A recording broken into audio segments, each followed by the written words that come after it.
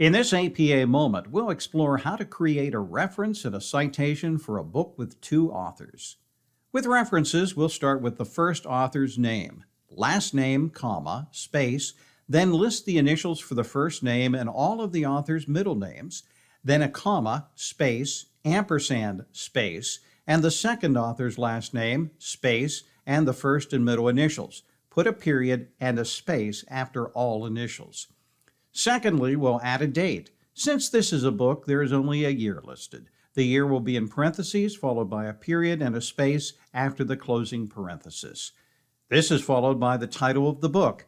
Only capitalize the first letter of the first word, all proper nouns, any acronyms in the first letter of the word following a colon. The book title is italicized. If it is the first edition of the book, then place a period and space after the title.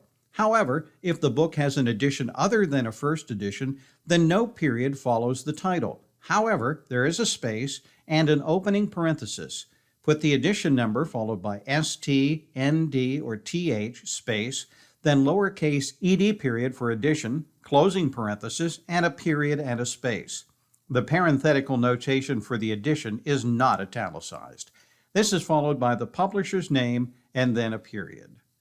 As far as the citations are concerned, with a paraphrase, you can put the attribution at the beginning of a sentence by using the first author's last name, followed by a space, the word and, space, and the second author's last name, space, and the year in parentheses, space, and then the text. You can also place the attribution after the sentence, however, do not put a period after the sentence. Follow the sentence with a space, then an opening parenthesis, the first author's last name, space, ampersand, space, the second author's last name, comma, space, the year, closing parenthesis, and then a period.